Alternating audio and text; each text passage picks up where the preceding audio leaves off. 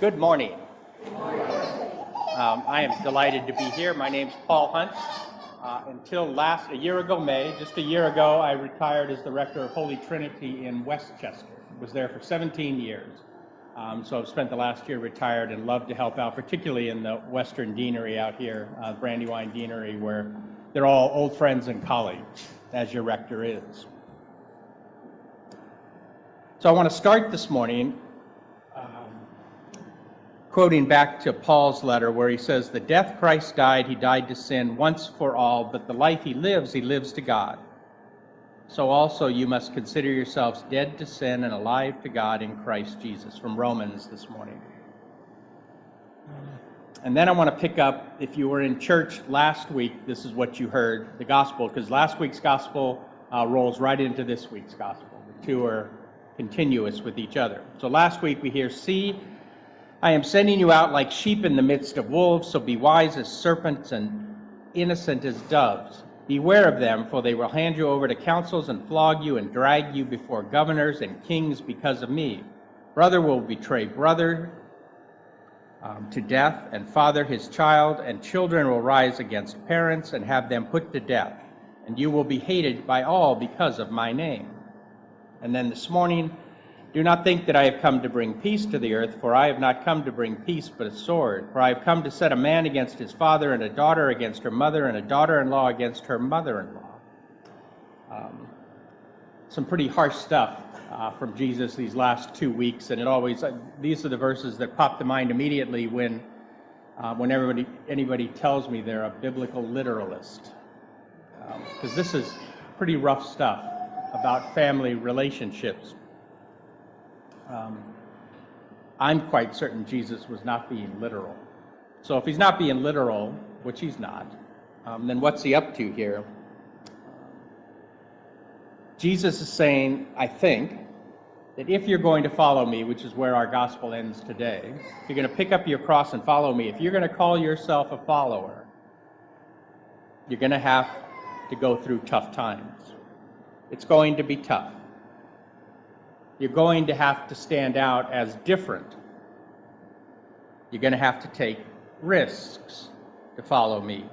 Not just any risks, but maybe the hardest risks of all, and that's alienating those closest to you. So he uses familiar relationships to make this point. The life we live to God, Paul says. To say such a thing sets us apart. Makes us different. Do we dare to allow our stance as Christians to have an effect on the way that we live our daily lives? That's the bottom line question for us. How do we live our daily lives? Because we call ourselves followers. Because we've told Jesus, yes, we'll pick up your cross and follow you. Do we dare to be so different? Jesus makes the point that the cost can be great, but not so great. In the Episcopal Church's Book of Saints, Holy Men and Holy Women is the name of the book, big, thick book like that. There's a saint in there from the late 2nd, early 3rd century. Perpetua was her name.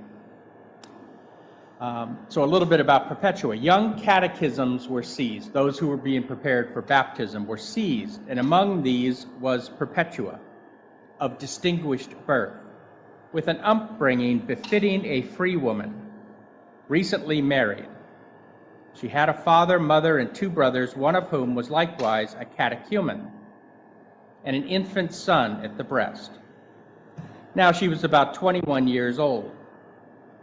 Facing death as a martyr, Perpetua reported the following.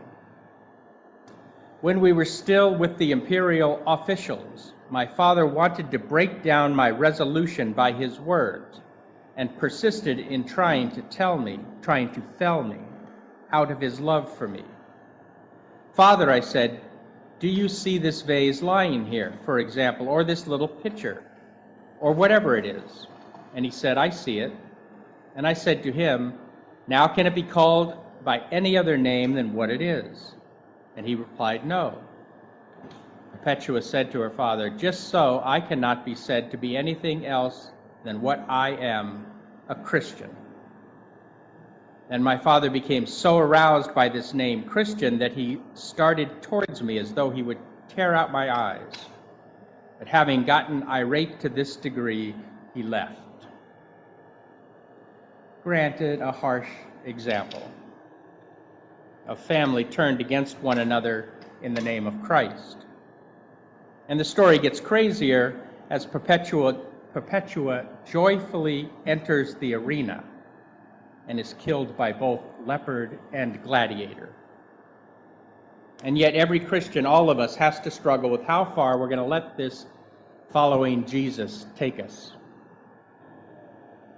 Now, from the high and lofty conviction of Perpetua down to the mundane routine of daily life, it's not likely anyone soon here this morning will have to decide between proclaiming Jesus as the Christ and being fed to the lions. What we do face are those decisions made on a daily basis, every single day, that deal with how we act or react to the world. Anytime we have to be with or have to affect another human being. The mundane of daily life. Will our Christian conscience get in the way? Will being a Christian get in the way of one's personal success? What's the real bottom line with our family, our business, our life?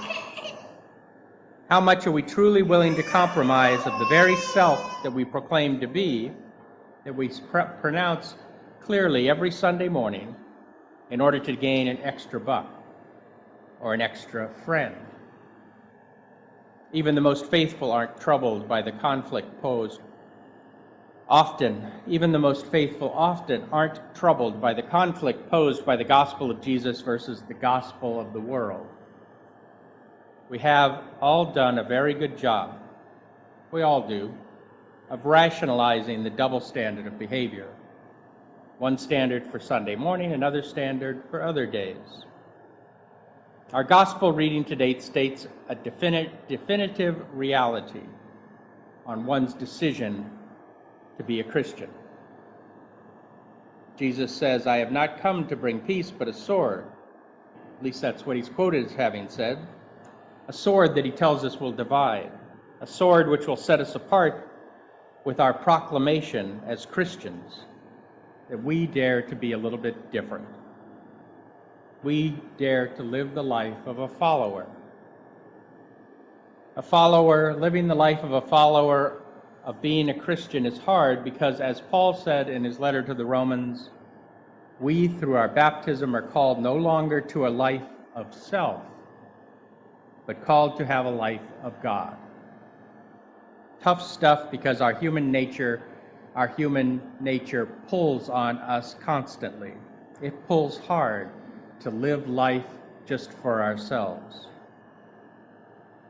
Most of our life is generally easier when we keep our faith to ourselves as a private matter. So this morning, Jesus wants to make a point. God, with the help of our parents, gave us this life. Without God, we have and are nothing. We are because of God. Everything we have is a gift from God. To live a life that in any way denies this, which in any way chooses self over the one who created us, is much more dangerous than anything Perpetua said or did. And I think that was Jesus' point. I think Jesus is trying to tell us that being a Christian has inherent risks. Living the life of a follower means taking chances, no matter what generation or place you live in. And that we face those risks every day in the mundane routine of daily life. Truth is an elusive thing. But if you're ever in confusion about what truth is, then go back to Paul's word. So you also must consider yourselves dead to sin and alive to God in Christ Jesus.